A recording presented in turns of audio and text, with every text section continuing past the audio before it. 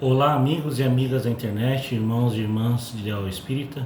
Sejam muito bem-vindos para mais um vídeo do canal NEP Grupo Socorrista Emmanuel. É mais um vídeo do nosso estudo continuado do livro O que é o Espiritismo, de Allan Kardec. Então, vamos dar continuidade aqui ao nosso estudo. Essa é a parte 9 do diálogo com o cético, onde estamos dividindo em partes, né? E agora nós vamos ver dois tópicos nesse vídeo. Iremos ver o diálogo falando sobre diversidade nos espíritos e utilidade prática das manifestações. Para aqueles que não me conhecem, eu sou o Marcos, sou voluntário do Grupo Socorrista Emmanuel, ligado à Aliança Espírita Evangélica. Então vamos aqui ao nosso estudo, na parte da diversidade nos espíritos. Então a pergunta aqui do cético, também chamado por Allan Kardec no livro como visitante. Falais de espíritos bons ou maus, sérios ou levianos. Eu não me explico, confesso, essa diferença. Parece-me que, deixando o seu envoltório corporal, eles devem se despojar das imperfeições inerentes à matéria, que a luz deve se fazer para eles sobre todas as verdades que nos são ocultas, e que eles devem estar isentos dos preconceitos terrestres. Então, na verdade, é um comentário aqui, né? Ele não consegue diferenciar os bons e os maus. E aqui dá o comentário de Allan Kardec. Sem dúvida, eles estão livres das imperfeições físicas, quer dizer, das doenças e enfermidades do corpo, mas as imperfeições morais são do espírito e não do corpo. Entre eles, há os que estão mais ou menos avançados intelectual e moralmente. Seria um erro crer-se que os espíritos, deixando o seu corpo material, são subitamente atingidos pela luz da verdade. Credes, por exemplo, que quando morrerdes, não haverá nenhuma diferença entre vosso espírito e de um selvagem ou de um malfeitor? Se for assim, de que vos serviria ter trabalhado pela vossa instrução e aprimoramento, uma vez que um vadio seria tanto quanto vós depois da morte? O progresso dos espíritos não se realiza senão gradualmente, e algumas vezes bem lentamente. Como diz o Livro dos Espíritos, a evolução é medida em milímetros. Entre eles, e isso depende da sua depuração, há os que veem as coisas sob um ponto de vista mais justo que em sua vida física. Outros, ao contrário, têm as mesmas paixões, os mesmos preconceitos e os mesmos erros, até que o tempo e novas provas lhes tenham permitido se esclarecerem. Notai bem que isso é um resultado da experiência, porque é assim que eles se apresentam a nós em suas comunicações. É, pois, um princípio elementar do Espiritismo que, entre os espíritos, há os de todos os graus de inteligência e de moralidade. Então, isso mostra que não é porque a pessoa morre e desencarna e no outro lado, no plano espiritual, ela já está depurada de todos, né, todos os defeitos, todos os vícios, sejam eles morais, né? No caso, os vícios morais, os defeitos, vai acompanhar o espírito onde ele estiver. Então, da mesma forma que ele está aqui encarnado, ao desencarnar ele vai ter os mesmos vícios, os mesmos defeitos, né? Também as virtudes. Então, não é porque desencarnou que, como diz, né, virou santo, né? O espírito tem muito ainda a evoluir. Por isso que no estado entre uma encarnação e outra, nós somos chamados de espíritos errantes. Estamos na erraticidade, ainda com a necessidade de reencarnar. Até o momento que nos depurarmos de todos os nossos defeitos, não termos mais a necessidade de vir aqui na Terra, atingirmos o estado de espírito puro, viemos encarnar só no caso de uma reencarnação, no caso de missão. Por nós queremos vir aqui à Terra para ajudar a humanidade ou um grupo determinado de pessoas para evoluírem. Fora isso, todos nós ainda temos uma longa caminhada, né, na erraticidade para depurarmos de todos os nossos erros. Aí a continuação aqui do visitante. Mas então, por que os espíritos não são todos perfeitos? Deus, pois, os criou de todas as categorias. Aí é a resposta de Kardec. Igualmente gostaria de perguntar por que todos os alunos de um colégio não estão em filosofia. Os espíritos têm todos a mesma origem e a mesma destinação. As diferenças que existem entre eles não constituem espécie distinta, mas diversos graus de adiantamento. Os espíritos não são perfeitos, porque são as almas dos homens, e os homens não são perfeitos. Pela mesma razão, os homens não são perfeitos, porque são a encarnação de espíritos mais ou menos avançados. O mundo corporal e o mundo espiritual se derramam incessantemente um sobre o outro, quer dizer, se entrelaçam, tanto o mundo espiritual como o mundo corporal, né? O que nos diferencia é as dimensões em que cada um se encontra. Se nós desencarnarmos nesse momento, eu estaria aqui, né?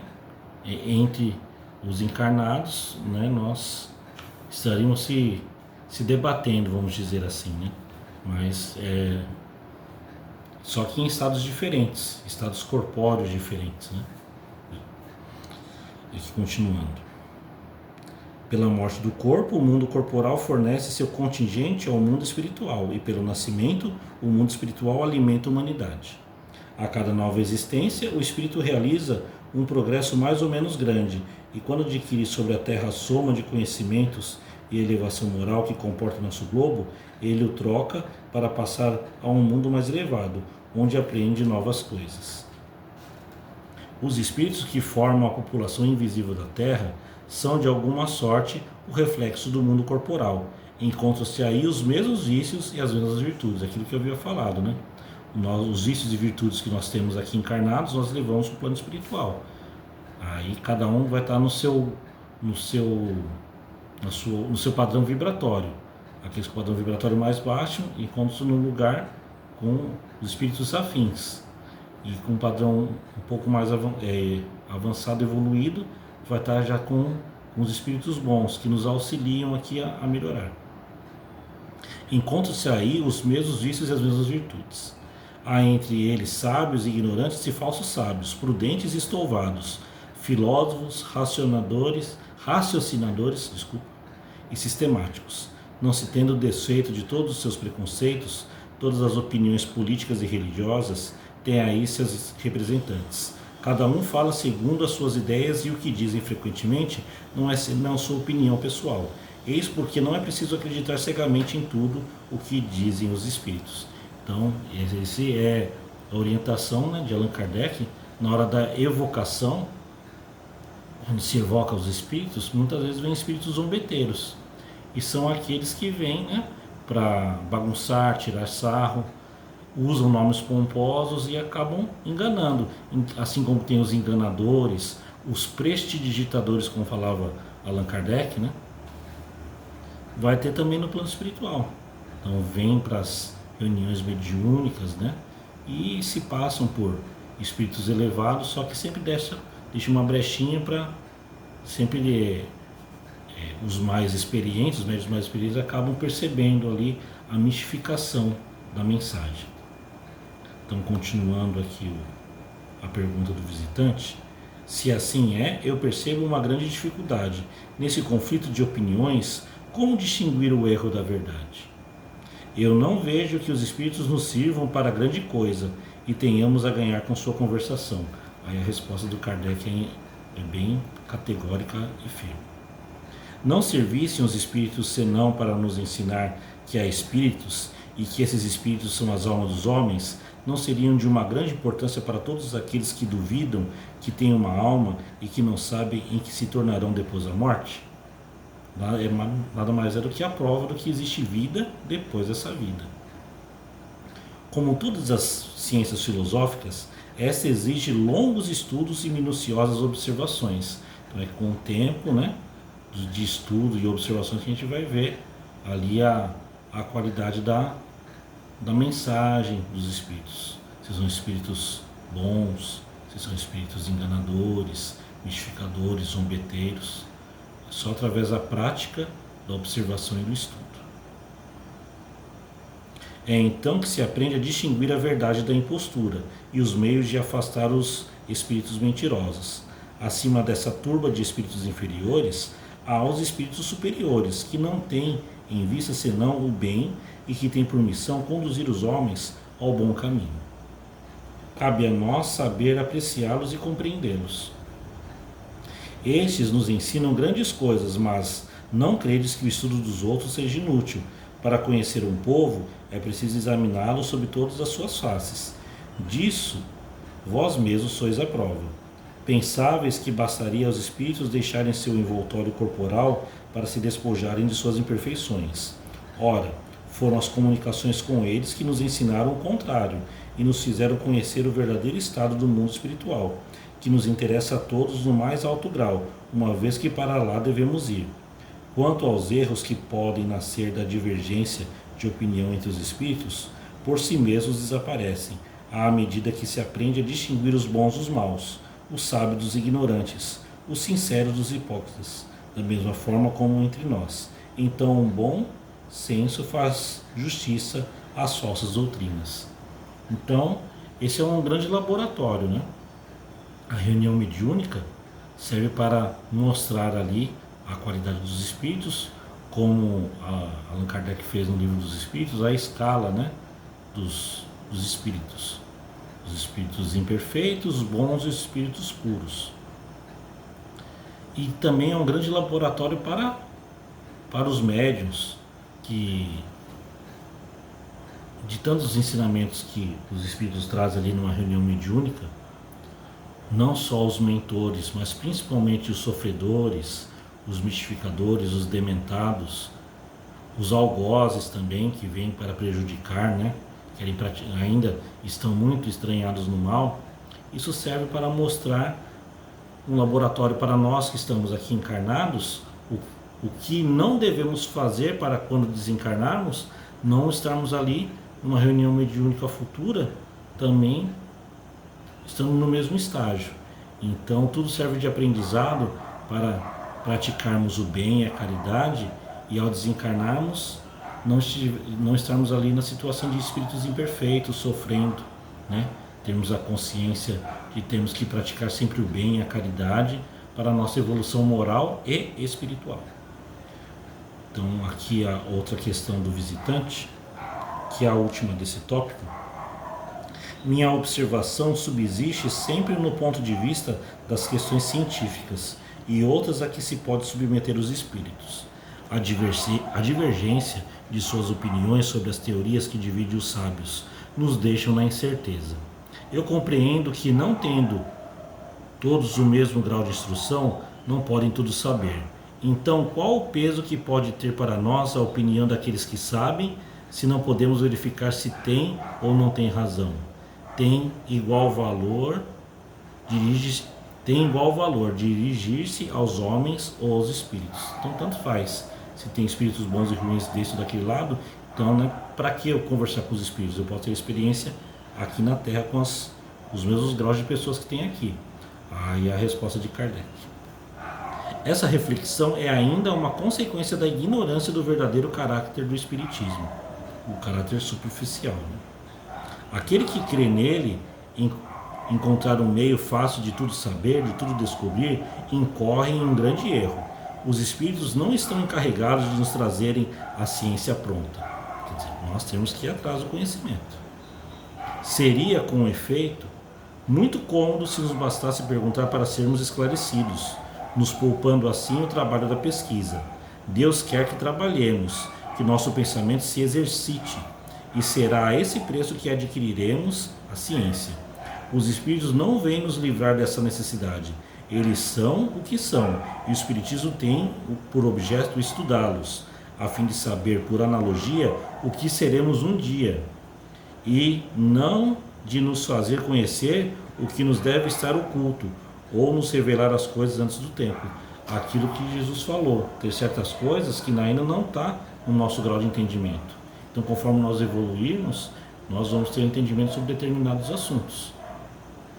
Até mesmo os espíritos, sobre determinado assunto, eles não têm ali, né, a permissão de saberem, ou de nos contar, até porque o nosso conhecimento ele é superficial sobre determinadas coisas. Então, não há linguagem para os espíritos nos explicar, né, uma certa forma ali, sobre determinado assunto, que eles não têm uma linguagem que nós possamos entender sobre determinado assunto. Então, conforme nós evoluirmos, estivermos no estágio mais avançado no plano espiritual, aí sim nós seremos esclarecidos sobre determinados assuntos.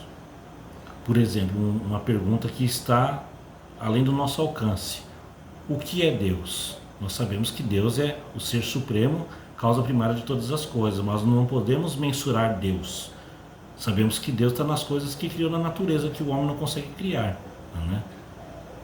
Os animais, as plantas, né? As estrelas, o universo, os planetas, mas mensurar a grandiosidade de Deus, nós ainda não temos essa capacidade de entender. Então os espíritos não conseguem passar isso em palavras aquilo que a gente ainda não entende, por incapacidade do nosso grau que estamos aqui nesse planeta de provas e expiações, a caminho de um mundo regenerado. Continuando aqui, os espíritos já não podem ter tidos como ledores de sorte, e quem quer que se iluda de obter deles certos segredos, que se prepare para estranhas decepções por parte dos espíritos zombeteiros. Em uma palavra, o espiritismo é uma ciência de observação e não uma ciência de adivinhação ou de especulação. Estudamo-lo para conhecer o estado das individualidades do mundo invisível, as relações que existem entre elas e nós, sua ação oculta sobre o mundo visível, e não pela utilidade material que dele possamos tirar. Sob esse ponto de vista, não há nenhum espírito cujo estudo nos seja inútil. Tudo é aprendizado. Pois aprendemos alguma coisa com todos eles, suas imperfeições, seus defeitos, sua incapacidade e mesmo sua ignorância são igualmente objetos de observação que nos iniciam no estudo da natureza íntima desse mundo. Quando não são eles que nos instruem pelos seus ensinamentos, somos nós que nos instruímos estudando-os, como fazemos quando estudamos os costumes de um povo que desconhecemos. Por exemplo, um povo é uma cultura que nós não temos conhecimento. Podemos ter a vivência o aprendizado de conviver com esse povo indo até eles, ou então à distância, através dos livros. E assim também é com o plano espiritual. Se temos contato com os espíritos, nós aprendemos com a prática, se não, através do estudo. Quanto aos espíritos esclarecidos, eles nos ensinam muito, mas os limites das coisas possíveis, não precisando perguntar-lhes o que eles não podem ou não devem nos revelar. Aquilo que eu havia dito, tem coisas que ainda não é para nos revelar ainda, só conforme a nossa evolução. É preciso se contentar com aquilo que nos dizem, pois ir além é se expor às mistificações dos espíritos levianos, sempre prontos para responderem a tudo. A experiência nos ensina a discernir o grau de confiança que lhes podemos dar. Então esse foi o tópico sobre a diversidade nos espíritos, e aqui sobre a utilidade prática das manifestações. É uma única questão. A pergunta do visitante: partindo da suposição de que a coisa seja constatada e o espiritismo reconhecido como realidade, que utilidade prática isso pode ter? Se até o presente se passou sem ele, me parece que se poderia ainda passar sem ele e viver mais tranquilamente. Quer dizer, ficou-se muito tempo sem conhecer que havia contato com os espíritos, até surgir o espiritismo, isso no conceito do cético. Então, se não surgisse o espiritismo, continuaria não tendo necessidade nenhuma prática, né? Isso na linguagem do cético. Aqui a resposta de Kardec. O mesmo se poderia dizer das estradas de ferro e do vapor, sem as quais viveu-se muito bem. Quer dizer, naquela época não tinha, quando surgiu, né, houve sua utilidade. Assim como com o tempo saiu as rodovias e depois as aviações, né, os aviões. Continuando. Se entendeis por utilidade prática os meios de viver bem, de fazer fortuna, de conhecer o futuro, de descobrir minas de carvão ou tesouros ocultos, de recuperar heranças, de se poupar do trabalho das pesquisas, ele não serve para nada. Ele não pode fazer subir nem abaixar a cotação da bolsa, nem ser transformado em ações, nem mesmo fornecer invenções prontas, aptas a serem exploradas. Sob esse ponto de vista, quantas ciências seriam inúteis? Né? A gente faz essas perguntas na própria escola. Qual a necessidade de aprender biologia, química, física, se quando eu for trabalhar em determinado ramo, eu não vou utilizar? Né? Para que eu vou aprender filosofia, sociologia na escola? Né? É uma pergunta que nós fazemos ali enquanto estamos fazendo nossa formação ali na escola. Até no próprio meio acadêmico, certas disciplinas que são passadas, para que eu vou utilizar isso na minha profissão? Né? Fazemos essas perguntas, essas questões, e aqui Allan Kardec está colocando nesse mesmo ponto. Quantas há que não trazem vantagem comercialmente falando? Os homens se portavam muito bem antes da descoberta de todos os novos planetas, antes que se soubesse que a Terra que gira e não o Sol, antes que fossem calculados os eclipses, antes que se conhecesse o mundo microscópico e uma centena de outras coisas. O camponês, para viver e produzir seu trigo, não tinha necessidade de saber o que é um cometa. Por que, pois, os sábios se entregam a essas pesquisas e quem ousaria dizer que perdem seu tempo? Tudo que serve para erguer um canto do véu ajuda o desenvolvimento da inteligência, alarga o círculo das ideias, fazendo-nos penetrar mais além nas leis da natureza. Ora, o mundo dos espíritos serve em virtude de uma dessas leis da natureza e o Espiritismo nos faz conhecê-la. Ele nos ensina a influência que o mundo invisível exerce sobre o mundo visível e as relações que existem entre eles, da mesma forma que a astronomia nos ensina as relações dos astros com a Terra. Ele nos mostra como uma das forças que rege o universo e contribuem para a manutenção da harmonia geral. Suponhamos que a isso se limite sua utilidade. Já não seria muito útil a revelação de semelhante força, a abstração feita de toda a doutrina moral? Quer dizer, que ensinamento maior é esse? Nós sabemos que depois da nossa morte do corpo físico, nossa vida continua no plano espiritual.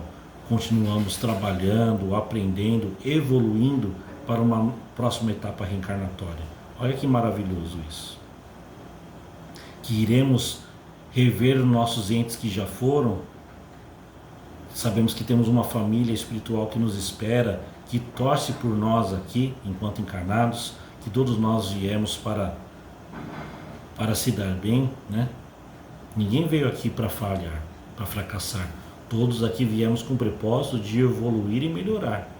Nós aqui fazemos as escolhas erradas. Olha que maravilhoso isso.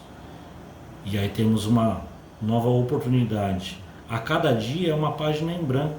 Se aquilo que fizemos ontem deu errado, não foi bom, temos sempre uma nova oportunidade que Deus nos concede a cada amanhecer para refazermos, para melhorarmos. Aquilo que Chico Xavier já dizia, ninguém pode fazer um novo começo, mas todos nós podemos fazer um novo fim. Depende das nossas escolhas. Não é nada, pois, que todo um mundo novo se nos revele, se, sobretudo, o conhecimento desse mundo nos coloca na trilha de uma multidão de problemas até então insolúveis. Se nos incita nos mistérios de além-túmulo, que nos interessa um pouco, uma vez que todos, pelo que somos, devemos cedo ou tarde transpor o passo fatal. Mas há uma outra utilidade mais positiva do Espiritismo, que é a influência moral que ele exerce pela própria força das coisas. O Espiritismo é a prova patente da existência da alma, da sua individualidade depois da morte, da sua imortalidade e do seu futuro. Quer dizer, a pluralidade das existências, a anterioridade da alma, que é uma ciência, é uma doutrina, né? Doutrina, ciência, filosofia e religião.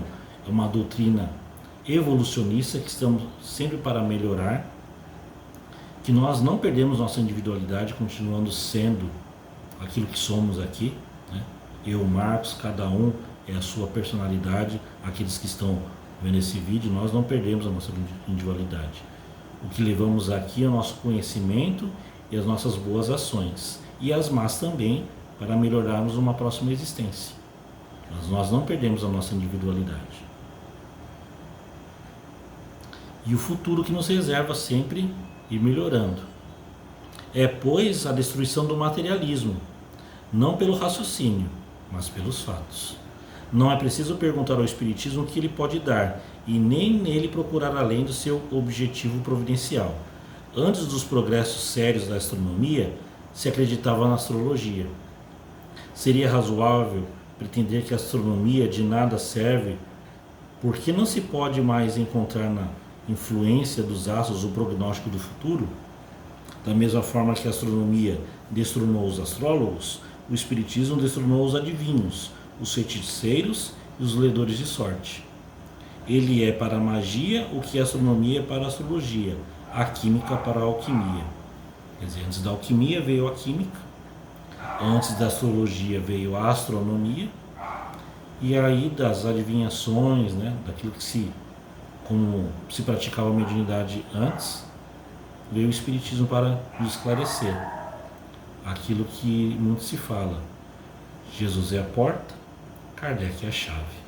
Veio mostrar, nos descortinar daquilo que não conhecíamos. E tudo vem através do estudo. Então esses foram os tópicos que pudemos aqui refletir hoje. E no nosso próximo encontro, no nosso próximo vídeo, nós iremos ver também mais 2 tópicos.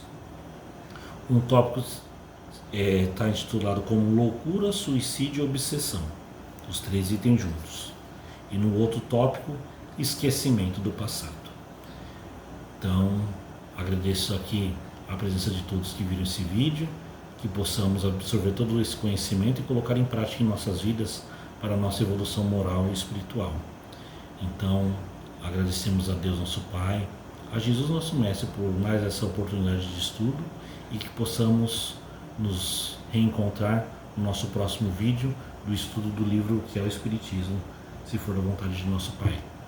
Então agradeço aqui a presença de todos e que tenhamos um bom início de ano, um excelente 2026, com muitos estudos, reflexões e trabalhando na nossa reforma moral e espiritual para nosso bem e da humanidade. Que assim seja, graças a Deus e graças a Jesus.